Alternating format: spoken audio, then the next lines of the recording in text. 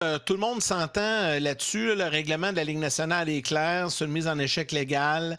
Ça reste que, comme amateur de hockey, quand tu vois un gars qui titube un peu et qui n'est plus là, sur la glace, c'est jamais bien le fun. Tu ne veux pas voir ça.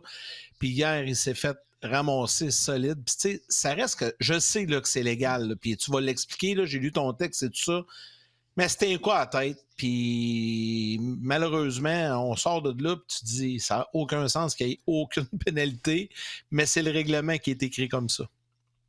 Bon, parce que la responsabilité vient aussi au joueur qui se fait frapper. C'est un peu ça, je veux que tu nous expliques aux gens. C'est très intéressant ton texte. Tu décortiques les points de règlement, puis ça nous éclaire pas mal là-dessus.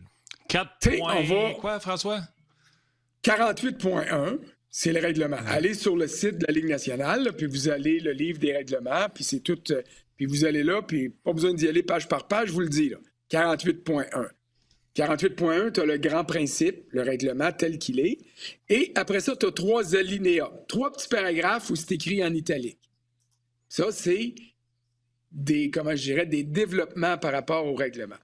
Et là, ça explique qu'est-ce qui peut, je dirais pas excuser, mais je vais dire justifier un coup à la tête. Parce que là, on va se le dire, tu l'as dit, Yannick, je vais le répéter, okay, pour que tout le monde comprenne. Je suis pas un matamor qui veut absolument qu'il y ait des coups à la tête dans le hockey. Je prône l'abolition des bagarres justement pour ça. Puis quand je le fais, c'est drôle, là, je me fais traiter de jaune puis de peureux. Alors, c'est pas parce que j'ai dit hier que le coup de Trouba était légal que ça veut dire que j'accepte les coups à la tête. Et il y a un illogisme clair dans la Ligue nationale, alors qu'on peut frapper à la tête comme c'est arrivé hier, mais que si on donne un coup de bâton à un adversaire au visage puis qu'il y a du sang, ne serait-ce que 3 gouttes qui coulent du nez ou de la commissure des lèvres, bien, il y a 4 minutes de punition. Alors, c'est sûr, là, il y a une incongruité, là, totalement. Maintenant, quand on va lire le règlement, au lieu de juste chialer puis de traiter le monde sur Twitter de colons puis de ci puis de ça, quand on va lire puis qu'on s'informe puis qu'on pose des questions, okay, on se rend compte que une mise en échec comme celle que Trouba a donnée, le critère de base, c'est est-ce qu'il était dans un axe nord-sud? Est-ce qu'il s'en vient le frapper de face ou est-ce qu'il frappe de côté ou sournoisement? Première des choses. Hier, Trouba s'en vient directement sur Barron parce que Barron s'en vient directement sur Trouba. Autre chose à vérifier. Est-ce que Trouba est en déséquilibre? Est-ce qu'il se rend compte que son angle d'attaque n'est pas bon, puis que là, je vais le manquer, puis là, je vais sortir le coude ou je vais plonger à gauche ou à droite, et puis je vais aller l'atteindre, et ce faisant, je l'atteins à la tête.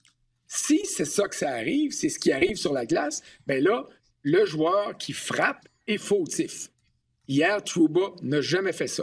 Il est resté dans son axe, a maintenu son axe, est allé frapper Justin Barron.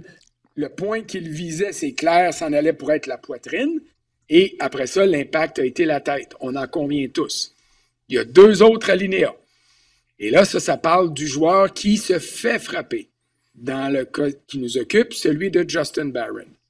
Est-ce que Barron s'est placé dans une position de vulnérabilité ou est-ce qu'il a effectué un mouvement, ça c'est le 3e alinéa, qui a rendu le contact à la tête impossible à éviter?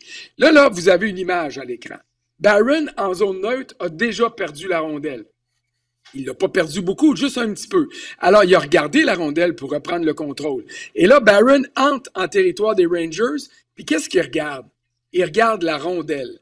Il devrait se préoccuper du gars qui s'en vient, surtout qu'il sait que c'est Jacob Trouba, qui a une réputation longue comme le bras, et puis que des fois, oui, comme il a fait hier, il est à cheval sur la légalité. Regardez l'épaule de Trouba, là, puis regardez à quel point Barron a comme baissé par rapport à la rondelle et était vulnérable parce qu'il ne regardait pas. Alors, dans cette situation-là, Trouba qui arrive, là, il ne peut pas dire « Oups, là, je ne le frappe plus ». Le contact est imminent. Il n'y a jamais moyen d'éviter l'impact. Et à ce moment-là, quand on voit, là, puis tu vois, là, Barron qui est baissé. Tu vois la tête de Barron qui arrive à la hauteur de l'épaule de Trouba. Alors que Trouba, lui, se baisse pour frapper au lieu de se lever comme on fait des fois et comme on reproche à des joueurs de faire. Et c'est là qu'il y a des suspensions qui sont sévères. Si, et c'est un gros si, là, Barron, au lieu de se pencher comme on vient de voir sur la photo, reste debout, voit l'impact, voit Trouba arriver et se dit « Oups, va me faire frapper ». Je ne sais pas l'expression que vous preniez, mais moi, je me suis fait dire quand j'étais jeune « Raille-toi le gros, là, parce que ça s'en vient, le train arrive ».